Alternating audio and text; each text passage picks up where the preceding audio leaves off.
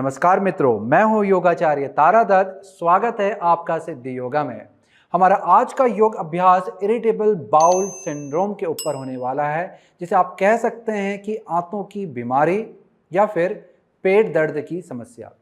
ये समस्या सुनने में तो बहुत सामान्य लगती है, परंतु जिन लोगों को ये समस्या होती है उन्हें काफ़ी दिक्कत रहती है।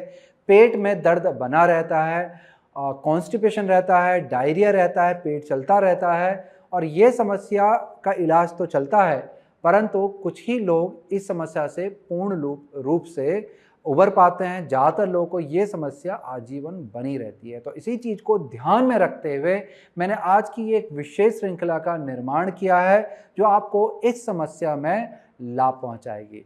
तो चलिए करते हैं अभ्यास की शुरुआत।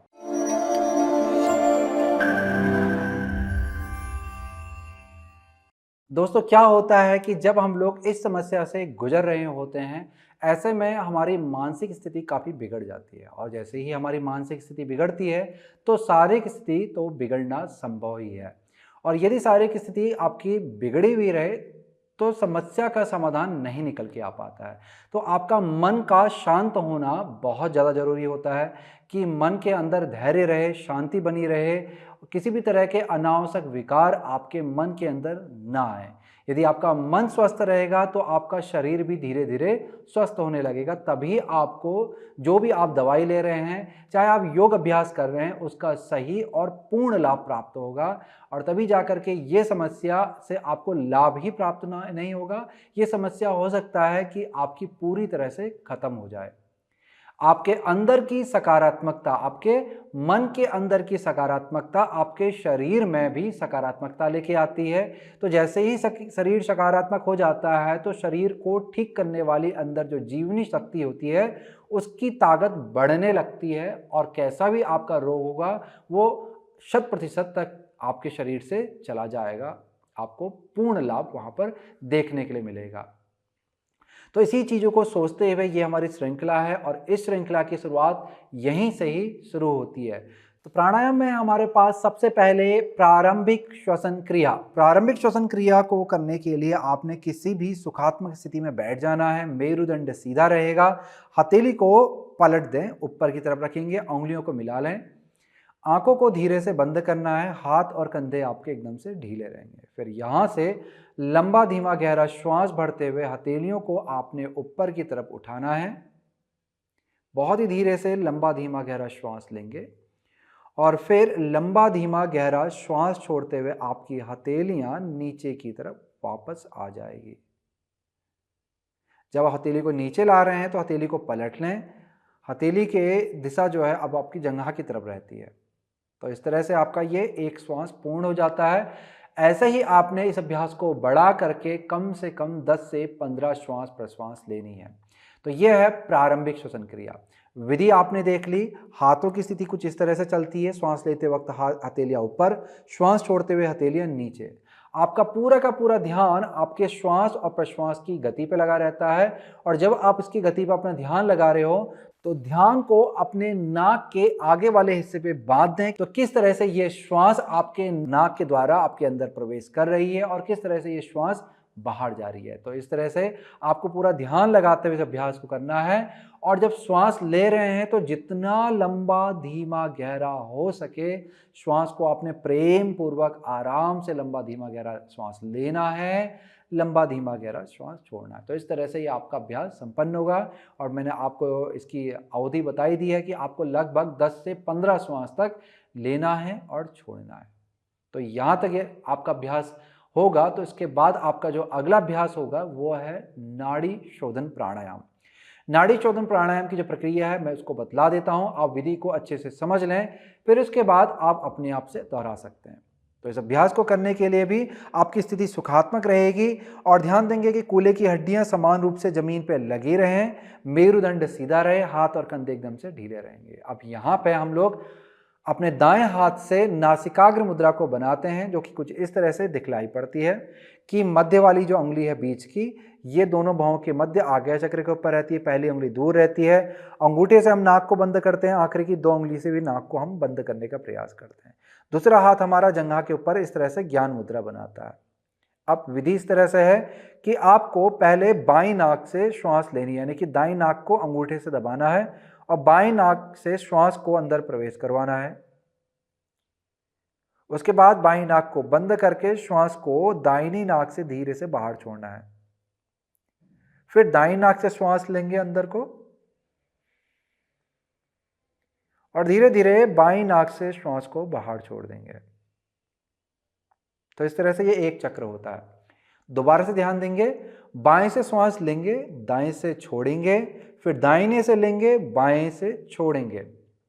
तो इस तरह से ये आपका एक चक्र पूर्ण होता है। ऐसे ही इस अभ्यास को आपने कम से कम 6 से 8 चक्र तक करना है। अब यहाँ पर जो विशेष है वो मैं आपको बतलाता हूँ। जब आप श्वास को अंदर ले रहे हैं, श्वास एक तो आपने बहुत ही लंबा धीमा गहरा लेना है, जितना आप आराम पूर्वक लंबा कर सकते हैं, धीरे से ले सकते हैं लें। और श्वास को जब आप अंदर ले रहे हैं तो मन ही मन आपने 1 से 5 तक गिनती बोलनी है।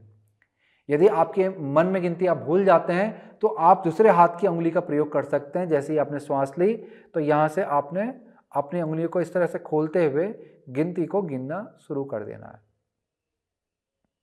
श्वास को लेते वक्त आपने 5 गिनती तक बोलनी है और श्वास को छोड़ते हुए प्रयास करना है कि आप 10 गिनती तक बोल पाएं। आपकी गिनती और श्वास लेने की जो गति है दोनों मिलेगी, दोनों ही समान रहेगी। और श्वास को जब आप छोड़ रहे हैं तो छोड़ते समय आप चाहें तो थोड़ा सा श्वास आपकी धीमी रहेगी, हो सकता है आपकी श्वास जो गिनती करने वाली जो गति हल्की सी बढ़ जाए, परंतु फिर भी प्रयास करना है कि समानता आप बनाएं कि श्वास को आप एक गति पर लें और उसकी धीमी गति से श्वास को छोड़ें। कि गिनती आपने 5, जब भी आप श्वास को ले रहे हैं तो गिनती कितनी है? 5 है। श्वास को छोड़ रहे हैं गिनती कितनी है? 10 है।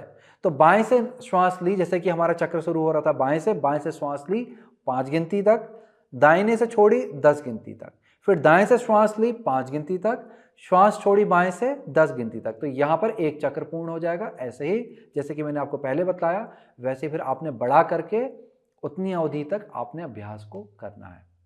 चलिए, तो ये था नाड़ी शोधन प्राणायाम का अभ्यास। अभ्यास को करते वक्त यहाँ भी आपने ध्यान देना है कि श्वास को बहुत ही धीमे से आराम से प्रेम पूर्वक लेना है। स्थिति का जितना हो सकता है आनंद लेना है। नाड़ी शोधन प्राणायाम होने के बाद ये स्थिति जो है जिसमें हम लोग श्वास को जब लंबा छोड़ते हैं तो ये हमारे मन मस्तिष्क को शांत करने में और भी ज़्यादा सहायक होती है और हमारी जो अंदर की जो ऊर्जाएं हैं, हीलिंग पावर जिसे हम लोग कहते हैं, वो बढ़ने लगती है और आपको अपनी समस्या में और भी ज़्यादा सुधार देखने के लिए मिलता है। इसके बाद हमारा आसन का हिस्सा शुरू होता है। आसन में जो सबसे पहले जो स्थिति है जो मन मस्तिष्क को आपको शांत करने में बहुत ही सहारा देगी वो है शशांक आसन की। शशांक आसन की स्थिति खाने को पचाने वाली भी स्थिति होती है, क्योंकि ये स्थिति में हम लोग वज्रासन वाले पैर की स्थिति पे आते हैं। तो इस तरह से हमें बैठना होता है, वज्रासन की स्थिति हमारी है, और फिर यहाँ से हम लोग धीरे धीरे आगे को झुकते हुए माथे को नीचे ले जाते हैं और हाथों को पैरों के बगल पे इस तरह से खोल लेते हैं कि हथेलियाँ ऊपर की तरफ रहती हैं, उंगलियाँ हल्की सी मुड़ी रहती हैं। ये है आपकी शशांक आसन की स्थिति। तो यहाँ पर इस स्थिति में आकर के रुके रहें, आराम पूर्वक श्वास और प्रश्वास आपका चलता रहेगा। हो सकता है आप में से कुछ लोगों को श्वास प्रश्वास लेने में यहाँ पर थोड़ा सा दिक्कत आए कि लंबा श्वास नहीं ले पा रहे हो, तो ऐसे में आपको छोटा श्वास लेना है और छोड़ना है। स्थिति में आपने लगभग 1 मिनट से लेकर के 2 मिनट तक रुके रहना है। फिर उसके बाद आपने अपनी हथेलियों के सहारे से धीरे धीरे ऊपर आ जाना है। तो ये थी हमारी शशांक आसन की स्थिति। शशांक आसन बहुत ही कामिंग आसन है, मन को शांत करने वाला आसन है। ये स्थिति में आपका वज्रासन भी जुड़ा हुआ था, जिससे आपकी पाचन प्रक्रिया है वो बेहतर होने लगेगी।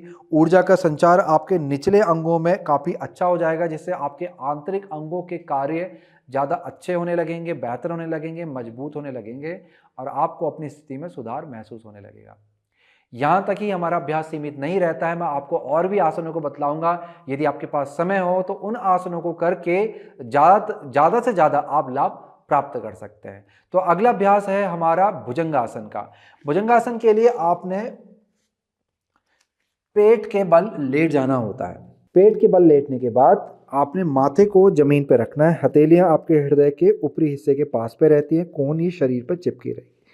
पैरों को अच्छे से पीछे की तरफ खींच लें। फिर यहाँ से हथेलियों पे दबाव बनाते हुए श्वास को भरते हुए धीरे धीरे हृदय को ऊपर उठाएंगे, कंधों को नीचे लाएंगे और हृदय को जितना हो सकता है सामने की तरफ खींचेंगे, पैरों को पीछे की तरफ खींचे। इस तरह से ये आपकी भुजंगासन की स्थिति बनती है। जरूरी नहीं है आपने इतना ऊपर आना है, आप चाहें तो नीचे रह करके भी स्थिति को बना सकते हैं। श्वास और प्रश्वास आपका चलता रहेगा। भुजंगासन पीठ की मांसपेशियों को मजबूत बनाता है, मेरुदंड को मजबूत बनाता है। पीठ का जो निचला वाला हिस्सा है ये आपके पेट से लगा होता है। यदि यहाँ पर स्वस्थता आती है तो यहाँ से जो आपके जो ऊर्जा के जो स्रोत हैं वो जो आपके पाचन प्रणाली से जुड़े हुए हैं उनके कार्यों में सुधार आने लगता है। यानी कि जो आपकी नाड़ियाँ यहाँ से होते हुए पेट पे जाती हैं और ऊर्जा का संचालन करती हैं, उनके कार्यों की क्षमता अच्छी होने लगती है, जिससे आपकी पाचन प्रणाली बेहतर होने लगती है। तो कुछ क्षण यहाँ पर रुकेंगे, उसके बाद धीरे धीरे आ जाएं। भुजंगासन कुछ लोगों के लिए कठिन स्थिति हो जाती है कि ज़्यादा लंबे समय तक वो नहीं रुक पाते हैं, क्योंकि कलाइयों में दबाव आने लगता है, दर्द आने लगता है। कुछ लोगों को कोहनी में भी हो सकता है। कोहनी को शरीर से चिपका कर रखने का प्रयास करें और कंधों को उठने ना दें। अभ्यास के दौरान कंधों को नीचे रखेंगे कान से दूर, ताकि गर्दन में किसी भी तरह का आपको दबाव ना लगे। इस चीज़ का आपको ध्यान रखना है।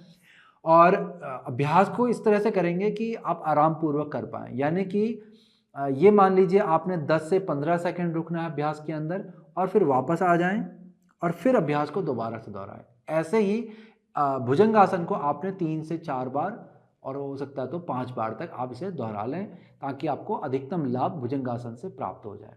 तो ये स्थिति थी हमारी भुजंगासन की।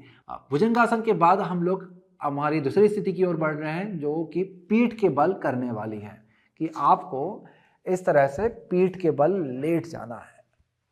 अपने शरीर स्थिति के अनुसार आराम पूर्वक पीठ के बल लेट जाएंगे। लेटने के बाद आपने अपने घुटनों को हृदय के पास पे लाना है, पैरों को हाथों से पकड़ लेना है। लंबा श्वास भरेंगे, लंबा श्वास छोड़ते हुए धीरे धीरे सिर को उठाते हुए घुटने की तरफ लेके जाएं। जितना ऊपर लेके आ सकते हैं लेके आएंगे। पैरों को भी खींचें हृदय की तरफ और फिर धीरे धीरे श्वास को बढ़ते हुए सिर को नीचे ले जाएं। तो इस तरह से ये प्रक्रिया चलती रहेगी। श्वास भरेंगे, श्वास को छोड़ते हुए धीरे धीरे सिर को घुटने के पास ले जाएंगे। श्वास को भरते हुए धीरे धीरे सिर को नीचे लाएंगे। दोबारा से श्वास को छोड़ेंगे, श्वास को भरेंगे, श्वास को छोड़ेंगे, श्वास को भरेंगे, सिर नीचे।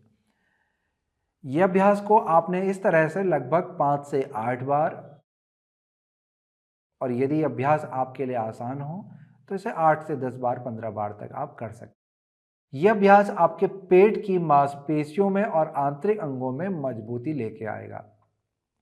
इसके बाद हम लोग अगले और विशेष अभ्यास की ओर बढ़ रहे हैं, जो कि है विपरीत करणी आसन। विपरीत करणी की स्थिति में आपके पैर ऊपर आ जाएंगे, शरीर नीचे रहेगा, जो कि सर्वांगासन के पास की स्थिति है। विपरीत करणी हम लोग इसलिए कर रहे हैं क्योंकि हर तरह का अभ्यासी विपरीत करणी को आराम से अपने शरीर के अनुसार कर पाता है और उसे कम से कम शरीर में कोई क्षति पहुंचने की संभावना रहती है और ज़्यादा से ज़्यादा लाभ मिलने की जो संभावना है वो ज़्यादा बढ़ जाती है। तो विपरीत करणी के लिए आपके पैर मिले रहेंगे, घुटने मिले रहेंगे, हाथ आपके शरीर के बगल पर रहेंगे। यहाँ से आपने श्वास को भरते हुए पैरों को इस तरह से ऊपर को उठाना है। यहाँ पर ध्यान देंगे मेरे उंगलियों की तरफ। मैंने उंगलियों को हल्का सा खड़ा करके दबाव बनाया ताकि मैं पैर को ऊपर ला सकूं। तो इस तरह से आप हाथ का सहारा लेकर के ऊपर को आ सकते हैं। यदि आप इस तरह से ना कर पाए किसी कारणवश, क्योंकि कुछ लोगों के पेट इस तरह से बड़े होते हैं कि वो ऊपर को पैरों को उठा नहीं पाते, तो ऐसी स्थिति में अपने पैरों को दीवार के ऊपर रख लें, दीवार के पास जाकर के लेटें। दीवार के ऊपर पैर रखने के बाद धीरे धीरे पैरों को ऊपर चढ़ाते चले जाएं और फिर आप इस अवस्था में आराम पूर्वक आते चले जाएंगे। तो दीवार का सहारा लेकर के भी आप इस स्थिति में आ सकते हैं। तो चलिए मैं यहाँ से अपने शरीर के अनुसार अभ्यास में जाकर के आपको दिखला देता हूँ। श्वास को भरूंगा, पैरों को ऊपर लाऊंगा, फिर श्वास को छोड़ दूंगा। अब यहाँ से कोहनी को जितना हो सकता है मैंने पास में लाना है। उसके लिए यदि आपकी उंगलियां बंध पाती है तो इसको बांध करके हाथ को खींचें ताकि कोहनी और पास पे आ जाए। फिर कोहनी को दबाते हुए हाथों का सहारा कमर के निचले वाले हिस्से पे लेके जाते हैं, नितंबों के पास। अब यहाँ से धीरे धीरे पैरों को ऊपर लेके आते हैं। आप यहाँ पर धीरे धीरे एक एक करके भी पैरों को ऊपर ला सकते हैं, दोनों पैरों को भी एक साथ लेके आ सकते हैं। एड़ी आपकी ऊपर की तरफ को खींचेगी, पैरों की उंगलियां चेहरे की तरफ देखेगी। तो इस तरह से आपकी स्थिति बनती है जिसमें हाथों का सहारा आपके कूल्हे के पास पे रहता है। पैरों को ज़्यादा सिर की तरफ नहीं लेके जाना है, थोड़ा सा ऊपर को उठा के रखना है। पैरों की स्थिति लगभग आपके चेहरे के ठीक ऊपर पे रहती है।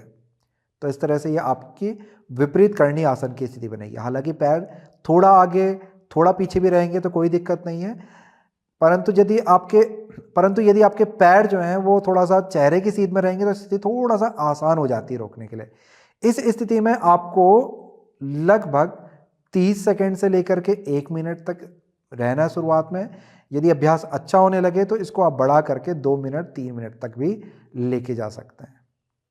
इसके बाद यहाँ से वापस आने के लिए धीरे धीरे आप घुटनों को मोड़ेंगे और फिर हाथ के सहारे को और नीचे लेके जाएंगे और फिर धीरे धीरे कूलों को नीचे ले आएंगे, पंजों को नीचे लेके आ जाएंगे। तो ये थी विपरीत करने की स्थिति। इस स्थिति में जब हमारा शरीर ऊपर से नीचे की तरफ को आ गया था, यानी कि पैर ऊपर और ऊपरी शरीर नीचे आ गया था, ऐसे में जो आपके आंतरिक अंग हैं, जैसे कि आपकी आंतें हैं या अन्य पाचन प्रणाली के अंग हैं, वो भी उल्टे हो जाते हैं, जिससे उनके कार्यों में बदलाव आने लगता है, सकारात्मक बदलाव आने लगता है और उनमें सक्रियता आने लगती है। तो एक तरह की मसाज आप इस अभ्यास के द्वारा अपने आंतरिक अंगों में देते हैं। तो ये था हमारा विपरीत करनी। विपरीत करनी के बहुत सारे लाभ हैं, उनमें से जो विशेष लाभ है जो आपकी समस्या के लिए आपको लाभ देगा, जो आपको सहायता देगा, वो लाभ आपका पेट से जुड़ा हुआ, वो मैंने आपको बतला दिया। हमारा जो अगला विशेष आसन है वो है मत्स्यासन। मत्स्यासन के लिए हथेली आपके कूल्हे के नीचे पे आएगी। इसके बाद आपने कोहनी को शरीर के अंदर की तरफ खींच लेना है, पैरों को सीधा कर लेना है, हथेली और कोहनी पर दबाव बनाते हुए सिर को उठाना है, कंधों को उठाना है और पैरों को देखना है। पैरों को देखने के बाद अपने हृदय को ऊपर को उठाएंगे, कोहनियां हम हल्की हल्की से अंदर को ही रखते हैं। हृदय को उठाने के बाद आपके कंधे नीचे को जाएंगे और सिर को श्वास को छोड़ते हुए पीछे को लेके जाएं। यदि आपका सिर जमीन से ना लगे तो शरीर को ऊपर को सरकाएं ताकि आपका सिर नीचे आ जाए। सिर पे किसी भी तरह का वजन नहीं रहेगा, हथेली और कोहनी पे वजन बना के रखना है। श्वास और प्रश्वास आपका चलता रहेगा। फिर यहाँ पर कुछ क्षण रुकने के बाद आपने धीरे सिर को उठाना है, सिर के पीछे वाले हिस्से को नीचे रख दें और घुटने को मोड़ करके नीचे को आ जाए। मत्स्यासन की स्थिति में आने के बाद जब आप स्थिति में आकर के रुकेंगे तो प्रयास करें लगभग 15 से 30 सेकंड रुकने का। स्थिति अच्छी होने लगे तो इसी अभ्यास को बढ़ा करके आप 2 मिनट तक रोक सकते हैं। इस स्थिति में आपके पेट की तरफ से अच्छा सा खिंचाव बन के आता है, जिससे पेट में ऊर्जाओं की सक्रियता अच्छी होने लगती है, बेहतर होने लगती है और आपके जो ग्रंथियां हैं, जो आपके जो आंतरिक जो प्रणाली है उसको जो सहायता देती हैं, उन ग्रंथियों में सक्रियता आने लगती है और आपके पाचन प्रणाली बेहतर होती है। साथ ही साथ जो भी आपको दिक्कत आपको पेट संबंधी लग रही है उनके कार्यों में सुधार आता है। फिर इसके बाद इस आसन के बाद जब आपको ऊपर आना है तो अपने दाएं तरफ से पलटते हुए धीरे धीरे ऊपर आ करके आप बैठ जाएंगे। अंत में हम लोग भ्रामरी प्राणायाम का अभ्यास करेंगे। तो यहां तक आसनों की श्रृंखला थी, उससे पहले हमने प्राणायाम किया था और फिर हम लोग वापस से भ्रामरी प्राणायाम करेंगे। भ्रामरी प्राणायाम बहुत ही ज़्यादा लाभदायक कारगर प्राणायाम है हर तरह के रोगों के लिए, जिसमें विशेषकर जो रोग जिनमें हमारे शरीर को जो ठीक करने वाली जो हमारी आंतरिक क्षमता होती है, जिसे हम लोग सामान्य भाषा में मेटाबॉलिज्म कहते हैं, रोग प्रतिरोधक क्षमता कहते हैं, तो ये उसको बढ़ाने के लिए बहुत ही ज़्यादा कारगर सिद्ध होता है। तो भ्रामरी प्राणायाम करने की जो विधि है, इसके लिए आपने सुखात्मक स्थिति में बैठना है वापस से और मेरुदंड को जितना हो सकता है सीधा रखना है। फिर हाथों से हम इस तरह से षडमुखी मुद्रा बनाते हैं कि अपनी बीच वाली उंगली से आंखों को ढक लेते हैं, दबाना नहीं होता आंखों को, बस हल्के से ऊपर से रखकर ढक लेना है। पहली उंगलियों को भौं के ऊपर और अंगूठी पहनने वाली उंगली आपके नाक के पास में और छोटी उंगली मुख के पास में, इस तरह से रखेंगे। फिर अंत में आपके अंगूठे कानों को बंद करके इस अभ्यास की शुरुआत करते हैं। अभ्यास को अच्छे से समझ लें। तो यहाँ पर ये जो मुद्रा बनने के बाद आपने क्या करना है, कानों को बंद करना है और फिर गले से भौरे की तरह गुंजन उत्पन्न करना है, जो कि कुछ इस तरह से सुनाई देता है। ये श्वास हमने सामान्य रूप से नाक से ली तो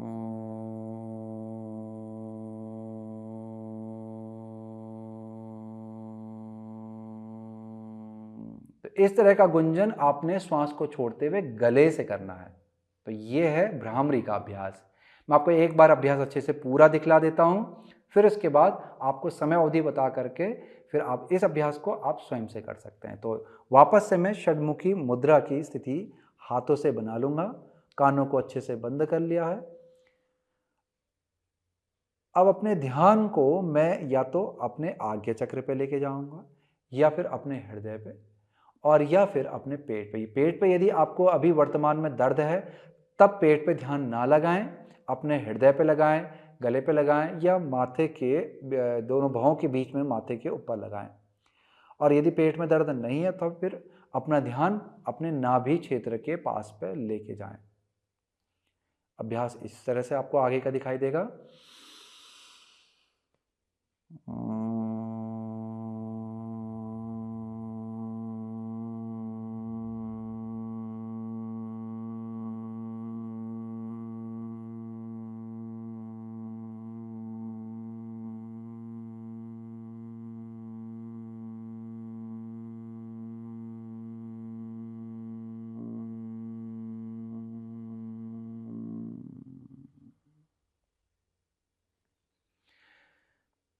तो इस तरह से आपने इस अभ्यास को करना है। ध्यान जैसे मैंने आपको बताया था कि अपने स्थिति के अनुसार आप बदल सकते हैं और इस अभ्यास को आपने कम से कम 6 से 8 बार करना है। उसे बढ़ा करके 10 बार, 15 बार, 20 बार तक आप कर सकते हैं। यदि हाथों को फैलाए फैलाए आपके कंधों में दर्द होने लगे तो 5 बार करने के बाद हाथों को नीचे रख लें, थोड़ी देर कंधों को आराम दें और फिर अभ्यास को शुरू कर लें। इसके लिए एक उपाय और बनता है जिसे आप कर सकते हैं कि पैरों को इस तरह से सामने रखें, कोहनी को अपने पैरों के ऊपर रख लें, घुटनों के ऊपर यहाँ पे, और फिर अपनी मुद्रा बना करके आप अभ्यास को कर सकते हैं। तो इस तरह से भी आपका अभ्यास हो जाएगा। तो ये थी एक पूरी श्रृंखला। यदि हो सके तो पूरी श्रृंखला का अभ्यास करें ताकि आपको कम से कम समय में अधिकतम लाभ प्राप्त हो, और आशा करता हूं कि ये अभ्यास आपकी समस्या को 100% तक ठीक करने के लिए कारगर हो पाए। इस अभ्यास को प्रतिदिन करने का प्रयास करें। यदि पूरा अभ्यास नहीं भी हो पाता है तो आधे आधे अभ्यास को आप तोड़ के भी कर सकते हैं, और यदि पूरा कर पाएंगे तो आपको अच्छे लाभ स्वयं से देखने के लिए मिल जाएंगे। तो चलिए, ये था हमारा इस पूरी श्रृंखला का अभ्यास। इसी के साथ करता हूं मैं इस वीडियो की समाप्ति। नमस्कार।